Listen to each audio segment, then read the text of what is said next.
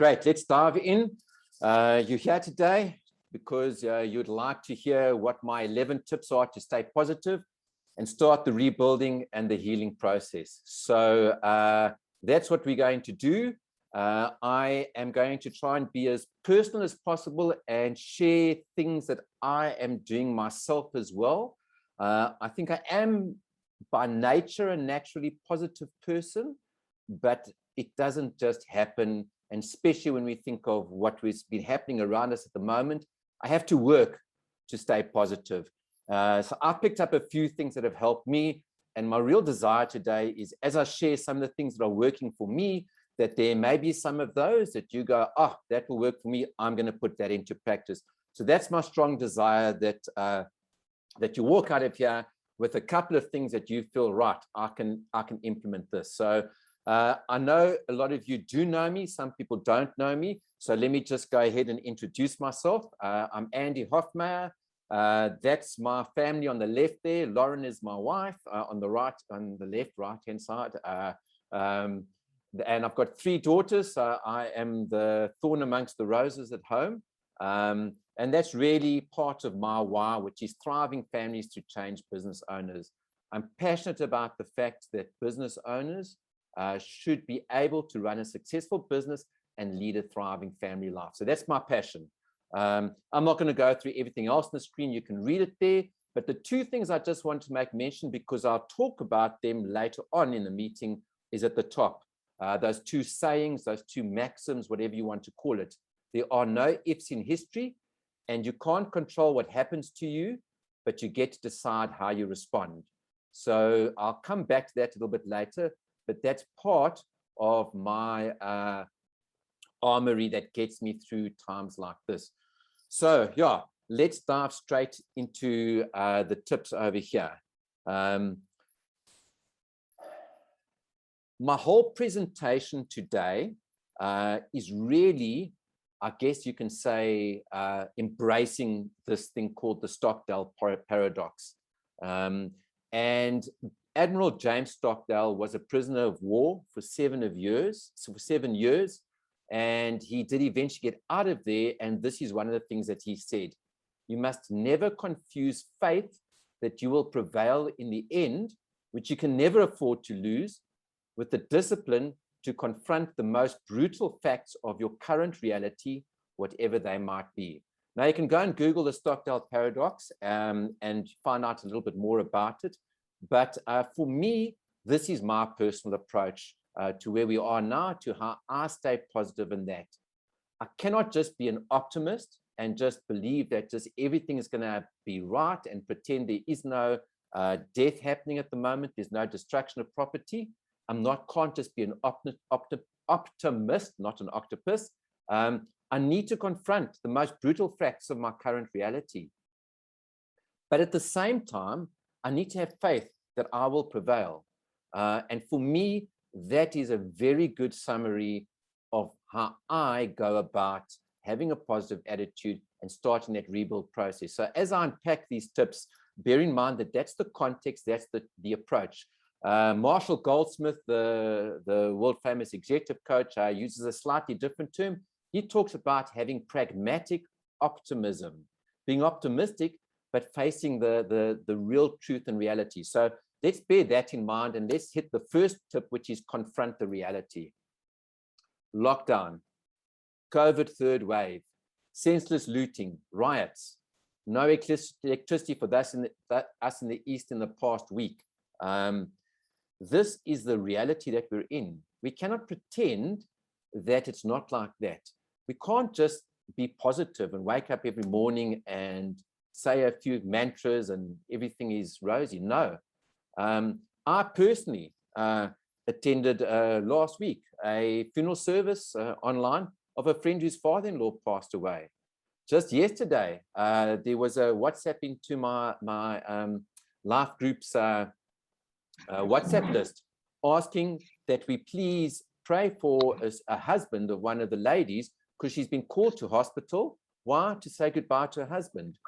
Look, fortunately, that ended up not being the reality. But those are some of the things that have happened to me. I've had that in the last kind of while. I've had friends whose businesses have gone under, okay? I had friends that are really struggling in terms of their businesses. So this is my reality, and I'm guessing this is your reality as well. COVID third wave is no longer a nice little graph, or should say not a nice little graph, a graph with statistics and that. It's become faces, it's become people we know. Lockdown has been forever, right?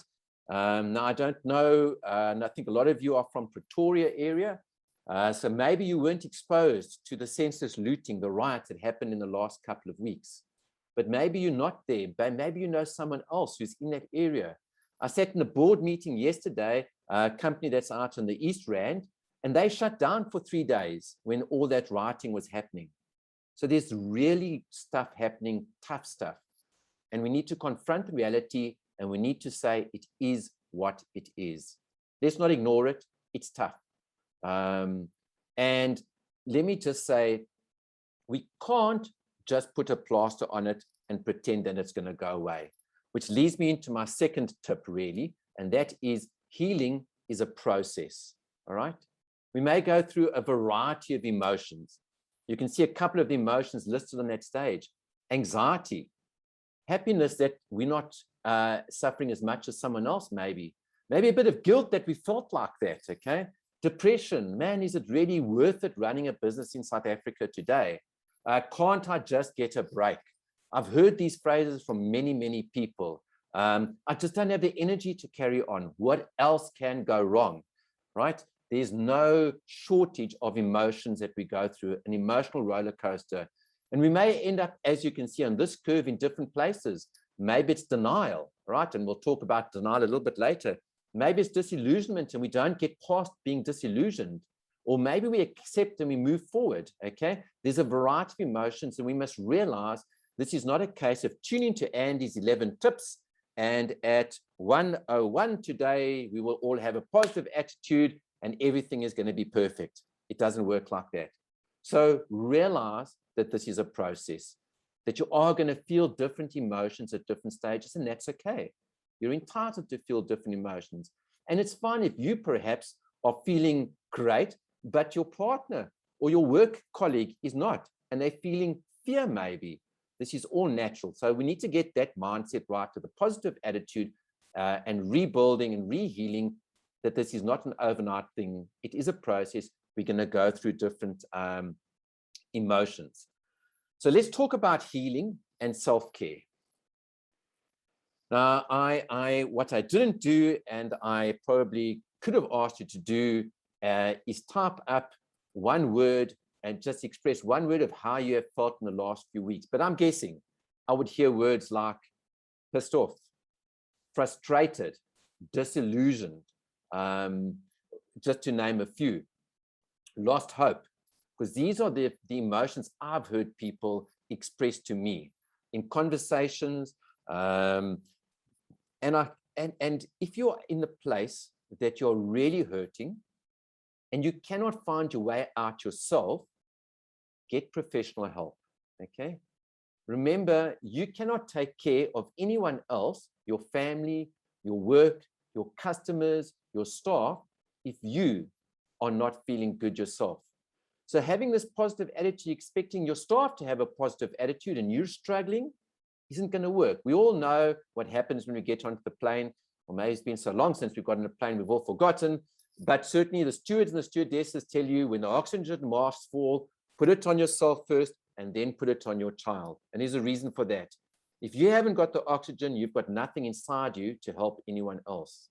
So if you're at the point that you feel need some professional help, whether that's a body stress release practitioner, whether that's a therapist, whether that's a counselor, go and get that professional help. It's not a sign of failure. It's a sign of strength. It's part of the process that you're going to be going through. So make sure that you're reaching out and getting the professional help if you need it. Unless you are in a good place, you're not in a place to help others. But the next thing I want to say is, just let's remind ourselves you're allowed to lean on others. Now, I live in the east of Pretoria, and so I can't speak for the rest of Pretoria, but certainly out here in the east, we tend to play our cards a little bit close to our chest. How's it going? No, it's okay. It's okay. Yeah, I've got nothing. The bank manager is about to phone me and tell me he's going to repossess my car, but it's okay if you ask me. No, it's going okay. Okay. Or just might say, yeah, it's a bit tough, but yeah, we're managing. So we are wired, a lot of us, not to really share with other people the struggles that we are going through. And that is just very self-limiting. Let's take better care of ourselves. Let's find a couple of people. And I'm not saying now go blurt out on social media, this is where I am, okay? But find some people close to you that you have a safe space with, okay? That you can go to someone and say, man, I'm struggling at the moment. I'm so the murin with what has happened over here.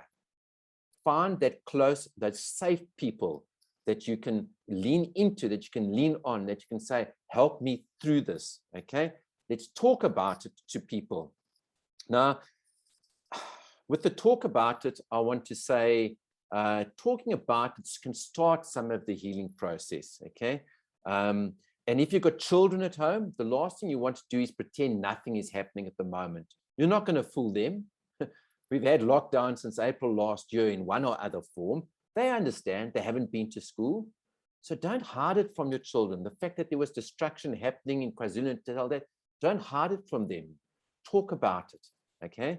We'll talk about it in a way that's confronting reality, but is still positive as well. But remember, self-care first before you can really help other people. But we need to talk about it, because in talking about it, we'll work through some of the issues. The fourth tip from me is about perspective. And let's just get a bit of perspective on where we are, because right now we are being inundated. You can't ignore the fact that COVID is happening. Then there's a big debate about should you get the vaccine, shouldn't you get the vaccine, with people with strong opinions on both sides. Government comes, Cyril's talking, the jokes are flying as South Africans. The jokes fly very quickly as soon as anything happens that's a slightly not lacquer, okay? But we are inundated on social media. We are inundated by friends. We are inundated on WhatsApp by everything that's happening. And it's hard to put that out of our mind and not to think that this is the worst time ever to be alive. But I want to read you can read it. This is an opening paragraph from Action Coach South Africa in a newsletter that went out in January 2008. I'll read it for you. So far, 2008 has had an interesting start. We've faced Eskom blackouts, turmoil in the financial markets, fear of world recession, floods in Mozambique, droughts in Lesotho, and an ever-increasing pressure on the general consumer. Wow, and it's only January. Isn't life exciting? 2008, okay? How quickly we forget that this is not the worst time that we're living in now, that we've had bad times in the past. We have certainly been through worse. And those that are older will remember previous times where it has looked as though the world's going to end, that we've been through and we've thought, oh, this is just how we're going to get through this. Those of you that were around with the 94 elections net can remember the panic in South Africa at that stage, the stocking up of tinned food, etc., etc. The beginning of last year where we all thought we'd run out of toilet paper, okay? So we've been through worse. Let's get that perspective. It's not just now. Second part of the perspective is it's not just me that's suffering. Everyone is affected. I don't know one person in my circles that hasn't been affected by lockdown or the riots recently or COVID. I can't think of a single person. Every single person I know has been affected. So before you dwindle into this little self-pity kind of thing, remember, it's not just you, everyone around us. Now, I'm not going to go into a debate about what has our government done right, what has our government done wrong, kind of thing. Each of you can decide your own. But the fact is, our government is fighting battles on many fronts.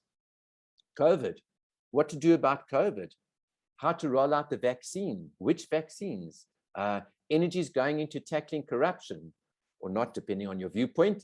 The economy is tight at the moment, okay? What's the government have to do about that? Budget constraints, all these things require money, service delivery. So let's just recognize that the government is busy with a whole lot of issues on a whole lot of different fronts. And if we think of I guess what the flag on the right really just creates a bit of emotion around it. And as I say, I think we were largely protected up here in Gauteng. But I got on a call, the action coaches around South Africa meet every Monday morning.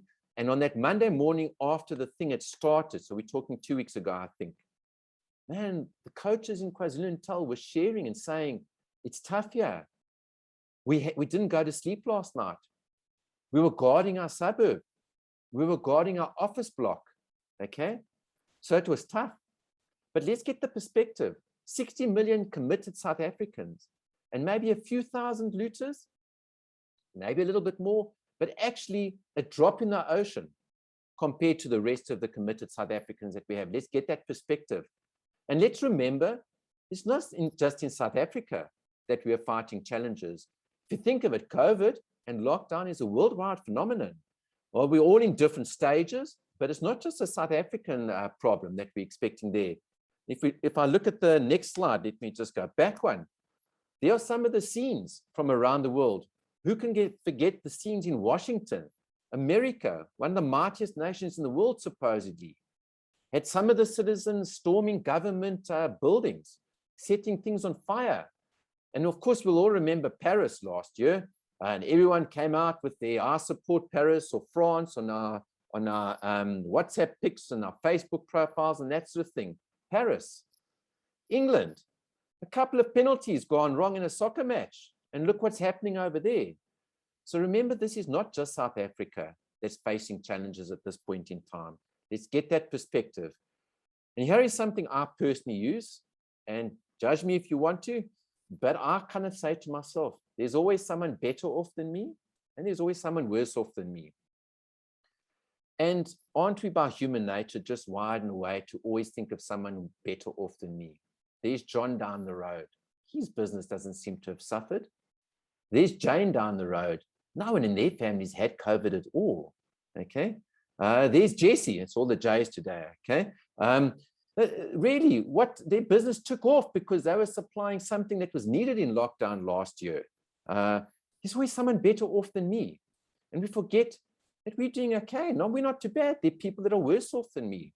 So as I say, maybe not the most noblest of attitudes for me to have, but it's certainly something that keeps me grounded and makes me realize, you know what? It's not that bad. There are people that are worse off than me. There are people better off than me. So we've confronted our reality where it is at the moment. We have realized that this process to heal, the process to get positive again is exactly that. It is a process. It's not going to happen overnight. We are taking care for ourselves. We are going to see who can we chat to, just to get ourselves in a better place. And we hopefully by now are getting a bit of perspective. It's not just me. It's not South Africa. So now let's turn our attention to that other part of the Stockdale Paradox, the faith that we will prevail. And this is about the future. And the first question is, can you see a future for yourself? Because if you can't see a future for yourself, you're going to do sweet bugger all to build a future for yourself. So let me just stop in that and let's just chew in that. If you cannot see something great down the road, what are you going to do today to get you down that road? You're not going to do anything. You're not going to be motivated at all to do anything. So that's really a question you have to ask yourself. Now, you might not be able to down the road see the exact detail or to know exactly what my business will look like down the road or exactly how. It might not be neatly colored in, but you must at least be able to feel that it's going to get better, that faith that you're going to prevail. So have a look at your beliefs. What is a belief? Belief is something we hold to be true. Critically look at your beliefs. What are you holding to be true? Maybe you have some beliefs you need to change.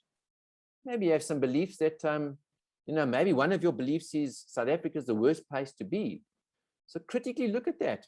If you think South Africa is the worst place to be, then best you explore moving somewhere else and take action. Or maybe once you start to talk to other people, you'll discover, the pauper's hitting the fan in other parts of the world as well, not just here. So look at what you hold to be true critically and change it if you need to. Number 3, it starts and ends with me. So Andy's sitting here who wants a positive attitude, who wants to start rebuilding and healing. I can't look to anyone else. I've got to look inwardly at myself. And each of you need to realize it starts with each and every one of you. Okay? You have to work within yourself. The word for me is what's in it for me. And let's be honest. If you don't see something for yourself down the road of future, you're not going to do anything. So let's be selfish. You have to be. It starts with me. I need to make sure that I can see something down the road. So how do I look and see something down the road? Well, ask yourself a little bit of your dreams. Now, maybe you've never sat down and dreamt about where you want to be in 5, 10, 15 years when you retire. Maybe you've never sat down and decided what is your vision for your life, for your purpose in your life, or what you are. Maybe you've never done that, and maybe you have done that. If you have done that, I can strongly urge you, pull it out, have it somewhere tangible, have it somewhere visible, somewhere that you can look at on a daily basis and that you can see how are you wired, okay? I shared my why at the bottom. My why is thriving families to change business owners, okay? That's my personal why. That's what gets me up in the morning. That's what gets me fired, okay? Fired up, not fired. So what do? There is a picture of my family. Why is there a picture of my family there? That's part of my why. It's reminding me that I'm passionate about thriving families. It's reminding me that I need to reach more business owners to change the way they think so they can also have a thriving family life. I've got it there. It's visible. It's somewhere that I can see. Why? It reminds me that's where down the road. So I'm not caught up with just where all the rubbish is at the moment. I'm reminded down the road. So as I say, whatever works for you in terms of your dreams, your visions, your purposes, your why, find that, make it somewhere in easy reach it on a daily basis you can see, because that's part, for me, it's part of me of having the faith that I'm going to prevail. Okay? Maybe you've thought about the legacy you want to leave. I want to just spend a little bit on environment. I'll come maybe to something specific about the environment just now, but right now I want to say, what is your environment? Is your environment conducive to you having a positive attitude? Okay. So let me just talk about 2 things about my environment. Okay. The one thing is about the people that I mix with. The founder of BNI, Dr. Ivan Meissner, always uses the phrase, who have you let into your room? And I want you to just sit for a moment and just think, who are the people that you are mixing with? Now, this can be family, it can be friends, it can be at work, okay? Who are you mixing with? If you think back to the conversations that have happened in the last couple of weeks, what's been the substance of the conversations? Yes, as we said, one has to recognize that we go through the emotions of frustration, denial, anger, and that's natural. And one way is to express that. But have all the conversations with some people been full of that? Or have people expressed it and moved on? Because if you're mixing with people that are always bitching and moaning about how rough it is, how unfair it is, it's going to rub off on you. There's no 2 ways about it. So I'm fairly selective about who I let close to me, who I choose to have lots of conversations with. So I'm selective about that. I'm purposeful about it. Now, I'm not saying I'm being rude to people that I don't like and that, but I'm always conscious of the conversations that I'm having. And yes, certainly we go to places because we have to confront the current reality, and that involves speaking about it. But if I'm mixing with people, it's just doom and gloom, and they aren't doing anything about it, okay? I really want to minimize the interaction I'm having with those people, okay? All I want to call out if it's a good friend and say, listen, don't you see a future, okay? Let's talk about things, and I'll share some things a bit later that's helping me a bit there. So I really want you to think critically about the conversations you've been having in the last while. And perhaps you need to spend less time with some people, friends, work colleagues, whatever, and more time with some others. So maybe one thing you can think through right now And if you've got a pen and paper, write it down. Who is someone that you know that you believe? If you mix with them a little bit more, some of their attitude might rub off on you. Okay? Think of someone and find a way of reaching out to them. The second thing I want to say about the environment is your physical environment that you're sitting in. What can you do in your physical environment, okay, to help you stay positive, to see more of your purpose and that sort of thing? So for me, the family over there. The next slide, I'll show you something else that I have very close to me. But one thing I do have is I have something called my manifesto. It's about 15 positive statements about what I believe in and what I stand for. And I have these on my desk next to me. And I can tell you that in the week that the pauper hit the fan 2 weeks ago, that there was riots, I sat it and with it right over here. Why? And I'm a kind of a positive person generally. I need to remind myself about some of these things. Okay. So whatever works for you in your physical environment as well, make sure that you've got things there that are helping you believe in the future. Let's talk about ownership. We said it all starts with me, and that's about each of us taking ownership of the situation. Now, I know if some of you have seen the point of power before, and you've probably seen a prettier action coach, nicely constructed point of power. But there's a reason that I'm showing you this point of power, okay? And the reason I'm showing you this point of power is it's there. It's on my wall, this particular point of power, okay? One of my daughters, or two of my daughters, I can't remember, helps draw it, but I've got it physically up there, and I know the point of power backwards. And why have I got the point of power there? Because I want to be reminded of it daily. Why? Because that helps me take ownership myself. So let me just quickly go through the point of power, what it is. There, yellow, that yellow dot is the point of power. If we're below the point of power, we're living in the land of blame, excuses, and denial. So how would that look? Blame. The Chinese start this COVID thing, it's their fault. All right. The government are not rolling out the vaccinations fast enough. The government are wasting money rolling out vaccinations. Okay. Blame. Excuses. What can I do if it's lockdown? It's out of my hands. There's nothing I can do about it. I may as well just lie in bed. Okay. Denial. There is no problem over here. There won't be any shortage in supply at all. That was down in KwaZulu-Natal, not up here in Gauteng. Denying. Now you'll notice blame, excuses, and denial. There's a common theme there. You left powerless, okay? Why? Because it's not my fault. I can't do anything about it. I've got to wait for someone else to do something, okay? Someone else must come up with a solution, not me. What can I do? The longer that you stay below the point of power, the more powerless you are, the less you're going to do anything. Part of it starting with me is getting above the point of power, taking ownership, accountability, and responsibility, and saying, what can I do? Okay? Because that is me going, it's not ignoring that the porpoise hit the fan. Remember, the mindset is confront the reality and do something about it. So it's about confronting the reality. It's there, but what am I going to do about it? So if you think of the ownership, accountability, and responsibility, it comes down to this. I can't control what happens to me. COVID, no electricity, etc., etc. I can't control what happens to me, but not you, but I get to decide how I am going to respond to it. No one else.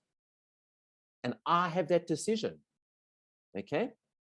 Now, I know this. I live according to this, but I still have it printed right next to me here, that during the day and during these days, when we've got so much happening around us, it's good for me to look at it down, cast my eye down and be reminded, Andy, don't get sucked into feeling sorry for yourself.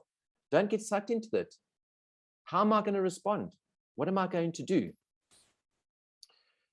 It's about taking extreme ownership. That very tough looking guy there is a guy called Jocko Willink. If you're in any leadership position, I really can recommend the book. It's called Extreme Ownership. He's a Navy SEAL. Excellent read. And you guys have got my email address, which you would have received in the registration. excellent TED talk that Jocko Willink has done, which talks about taking extreme ownership and being motivated and that sort of thing. So be aware of that. He says, don't expect to be motivated every day to get out there and make things happen. You won't be. Don't count on motivation, count on discipline. Now, it's a lot easier for me personally to have discipline if I know that's where I'm going to. So running a marathon, that's where I'm going to, okay? It's easier for me to get out today and to go for a run today because I know that's what's happening in the future. So that's part of what helps the discipline to me to have discipline is exactly that. So extreme ownership, it starts with me. Let's talk for a second about truth. Is what's coming in on my WhatsApp fact or is it fake? How do I know? What's happening to me, what's being spread on the social media, is that fact or is it fake? I'm not sure. We need to look at the truth. We sit with phones these days, and the phones we have can be the worst thing because there's WhatsApps, there's Facebook. We are inundated by news. What is real? What is a fact? Is what you think is true, is that the truth or not? So personally, my attitude is I generally don't share any news that I get on WhatsApp or Facebook. I don't share it. There's too much negative stuff going around. We just had to see with some of the things that happened in the past and see that people are too quick and genuinely they want to spread the news and they think it's good news, but they don't do any fact checking. It's too much work. It's easier just to click the forward and you'll see things forwarded multiple times. Generally, don't share news. You know what? If my advice to you is find a credible, for what you believe is a credible source of news. And when you want some news, go and find that. Ignore the rest. Because this is the problem. When you're getting those shared all the time, that becomes your perception of what is really happening. And we all know perception is reality. So if you're getting inundated by bad news all the time, that's where your mind goes. And that's where you feel that the truth is. But I want to say to you, if you don't want to shut yourself off and you're happy to get stuff in, then take an all or nothing approach. Be prepared to go and hunt for opposing views. So you get this, find someone who's maybe critical about that on the other side and go and listen to both sides of whatever argument it is and then make an objective decision. But be careful, okay, at just believing firsthand. For me, this is a big thing about me staying positive. And I know me now, maybe you wire it differently, but man, if I'm getting WhatsApps left, right, and center, if my Facebook feed is full of this bad news and that, that's difficult not to get sucked into it. Now is the time to communicate, to talk to people, physically talk to people, or leave a voice note on WhatsApp, okay? Not talk to someone just once, but repeatedly. Who should you be talking with? Your family, your staff, your friends, your suppliers, your clients, your community. Now's the time that people need human touch. I cannot tell you how many people I have come across in July, okay? So even before the riots and that are really struggling at the moment. Some are keeping a brave facade, but when you dig a little bit deeper and you peel a little bit deeper, you find out that they are battling business-wise, battling mentally, battling emotionally. Some are trying to stay strong for their family, but they're crumbling underneath. Some are trying to stay strong for their staff, but they know they're not sure how they're going to pay everyone. Talk about it.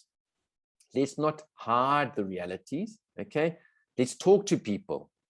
Let's encourage people. Let's get on the phone. Let's check in with others. Gratitude and kind deeds for others. I made a decision, it was actually towards the end of December, that I felt I was getting a little bit sucked into some of the negativity, feeling a little bit sorry for myself. And I decided that I was going to adopt an attitude of gratitude, okay? Now, for me personally, and as I say, I'm sharing things that are personal here and may work for you, don't. Every morning, once I'm up and I've gone down to my office, the very first thing I do in my office, and I don't have it next to me, is I pull out a book, my journal, and I write down, before I've done anything else, I am grateful for, and I write down 2 things that I'm grateful for. Okay, now, and that's not a picture of my journal. My journal's a lot more untidy than that one. You wouldn't be able to read it. But I do my best every single day to start by writing down 2 things that I am grateful for. Has it magically turned me overnight into this fantastic person, or the world around me much better overnight? No, it hasn't. Okay. Has it over time assisted me to have a positive attitude, to see perspective? Yes, it has. Okay. It's written down, and for me, the writing down is important because I can page back and I can look and see the things that I'm grateful for. So that's something that's worked for me, just in terms of this whole kind of approach, and hopefully it's something that you could adopt in your own way. But it's not good enough for us to just write down what I'm grateful for. I think we need to practice gratitude as well. You will find, as you start to write down things that you are grateful for, thankful for, that these will be names of some people that have come across your path.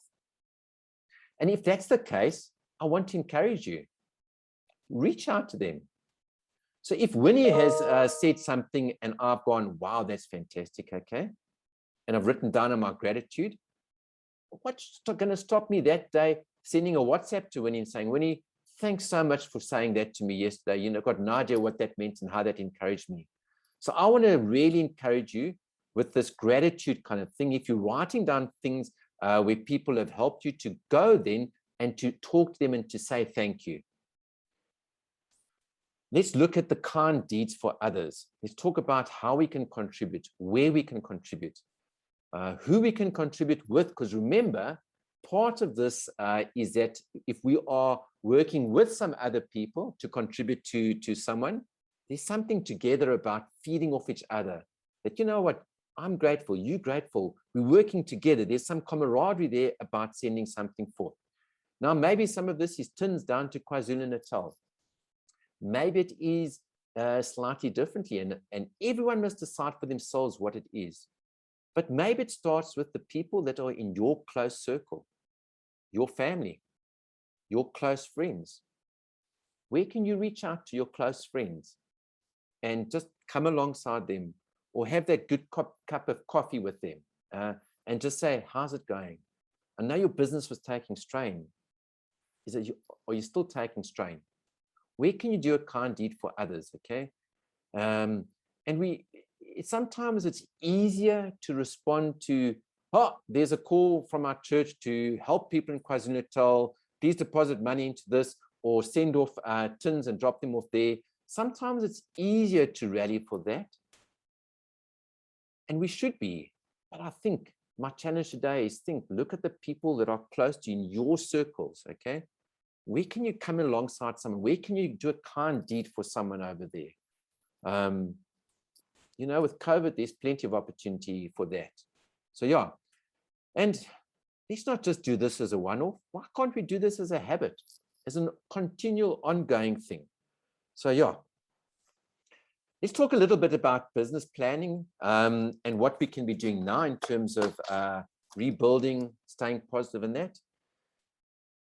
Should have had number 1A, 1B, and 1C being cash flow. Right now, that is of paramount importance, okay? Just because cash flow is going well doesn't mean it's going to go well next week, next month.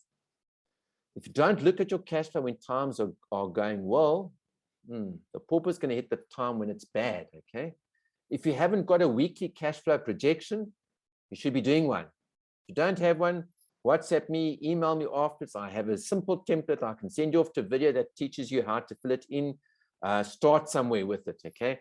But we need to keep our finger on the pulse with our cash flow, all right? If you're in a business that's been affected and you've got a valid insurance claim, fill it out now, today, if you haven't done it already. You don't want to be at the end of the line, because there's going to be plenty of SASRIA claims going forward. Get your place in the queue. Get it happening now. Your supply chain. Now, I don't know. We all come from different backgrounds. Maybe some of us are solopreneurs. That's a service-based business. We don't have suppliers that we're reliant on, but maybe you do. And maybe you're getting your supplies from somewhere in Gauteng. Do you know where they are getting their supplies from? All right, check in with your supply chain. You don't want any surprises happening. Now, these first 4 points over here are really a little bit about going, as my business is, what do I need to do right now to survive? Okay, what do I do this week, today, in the next couple of weeks, just to make sure that there's no surprises that are going to catch me and I'm not going to know what to do. So in our business, we need to adopt that mindset for now. But at the same time, we've got to have a long-term focus with our business as well. Where are we wanting to drive the business to? We need to put our blinkers on, and we need to be zealous with our time. We need to be zealous with our energy. We need to make sure that we are focusing our time and energy on that's going to get us down the road. In fact, our book club book at the moment is Michael Hyatt's Free to Focus. What is it all about? It's about making sure that we are spending time focusing on that's going to give us the freedom, that's going to make the difference for us down the road. Put your blinkers on, go for that. I did touch on call your customers already. This is a fantastic time to be calling your customers, okay? And I'm not suggesting you phone your customers and go, you must be suffering about this, can I sell you this? I'm not saying that. But call your customers. You've got a perfect excuse, just checking in on you. Did COVID hit you guys? How are you doing? How's business? Okay. You call your customers in times that are tough without specifically trying to ask. People remember. People remember. Wow. Jill phoned me. I don't know, I've got the J's today. Jill phoned me. She didn't ask me to sell me anything. She just checked in on me and found out how am I doing. Coincidentally, you'll be surprised. You may well end up with some business from some of those phone calls, but check in on your customers and make them sure that you care, that they know that you care. Obviously, look around for opportunities where they are at the moment, and don't keep your plans to yourself, all right? Share them with others. Find out other people that can help you. Now, maybe you don't have a business coach, you don't have a mentor. Get together with someone else. Find some other accountability partner that you can say, man, can we just have a cup of coffee and chat? I'm over here, I'm doing this with my business. I want to go there. What are you doing? Can we keep each other accountable maybe? An important thing. The formula for life success, be times do is equal to have. So if we just think about it, where we want to go to is the have, okay? I want to have this down the road. And I just want to say one thing for everyone now. We immediately then go to my task list, my to-do list. And what we forget about is, who does Andy need to become to be the person I want to achieve my life goals, my dreams? What needs to change inside Andy? Okay, not my do this, the next thing. What do I need to become to get to what I have? So as you think of all of this, think through about who do you need to become? Do I have some beliefs that I need to change? Do you have some areas that I need to become a better person at handling this or that? So think about that as well as you go through that. I wasn't happy with my coach 2 weeks ago. Yeah, business coaches have business coaches. And I think if I didn't have one, maybe it wouldn't be very congruent of me. Now, I'm a very logical person, okay? Maybe too logical. I tend to get not really emotionally attached with things. And my coach said to me, Andy, logic orders the world, but emotion empowers or moves the world. And I had to chew on that. And he's right. So even me, the cold, logical person, has to recognize that. So what am I personally doing to try to and embrace that a little bit more at this point in time? I'm going to just share 3 things, and you work out for yourself, okay? Especially if you're like me, you're this cold, logical person kind of thing. Where do you tap into emotions? So here's one. My BNR meeting, which is a regular networking meeting. I get together with like-minded people once a week to just discuss and refer business. I'm the president of my chapter. Our theme was South African. And at the beginning of the meeting, we chatted and we all shared a favorite South African memory, destination, food, tradition, okay? And as people were sharing things, it was stirring my emotions up. I was going, yes, I remember. Someone said they love going to Drakensberg, and I'm going, yes, Long time since I've been there. Such great memories of South Africa, being in the Drakensberg. And then someone spoke about Cooksis, and I'm going, oh, yes, that's fantastic. So that's one thing I did selfishly, to listen to other people sharing about great South African things and memories, positive stuff, not negative stuff, that filled me with positivity. Family, I've shared already. There's the picture there every day for me to stir up the emotions. A vision board, a dream chart, I don't know if you know what that is. That's really captured on a piece of paper, things that excite you, dreams that you, or places that you want to go to, people that you admire. That. My last time I did that was December 2018. Right? My homework this weekend is to build one for myself, to put it up on the wall in front of me there. Why? Because I'm going to look at that. It's going to stir some emotion inside me, and that's going to be part of fueling me to prevail, to have the faith that is going to prevail. So that's what I'm doing. Have a look and see for you, what will pull that emotion out in you. Another one that I got pulled into, let's put it that way, by two of my fellow coaches, is this Facebook challenge. All right. Now you can decide what you think of it or not. I got tagged by two people, two coaches, to be part of this, my favorite South African Memories Challenge. I'm not going to read through it. You can read through it. So one of the things there is really to say, for 10 days, I will share 10 of my favorite South African memories, okay, with a photo attached to it. And I'm going to tag 10 other people and encourage them to do the same. Now, I don't care whether they do it or not. I got tagged a week and a half ago by the one coach, and I got tagged a few days ago by the other. So it's taken me a week and a half to go, right, I'll buy into this. I'm going to do it. I don't care if anybody reads it. I don't care if anybody plays the game with me. What is it going to do for me? It's going to remind me of the things that I'm thankful for.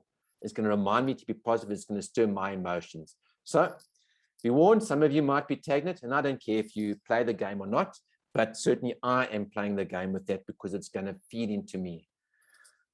So what have I tried to do in this? Confront the reality, okay? We are being inundated by the negativity, by the truth there. Accept that healing is a process. Take care of yourself first and foremost. Get some perspective. Think about the future. Where are you going to? It starts with me. Take ownership yourself. Balance the messages that you're hearing from everyone else. Talk to people. Reach out to people. Have an attitude of gratitude. Have that journal. Do kind deeds. Who can I help people with? Business of what done there. I'm hoping that from all of this today, you've taken a few tips that you personally can implement. Focus on what you can control. Don't try and implement everything. I got a saying, it's part of the things that I keep next to me here. When I can't take a bite, I take a nibble. All right. That's what I live by. And it's one thing, when you're inundated and there's just too much, what's the simplest thing you can do that you can control that will move you forward? So I'm going to wrap it up at that and just say, we've got this.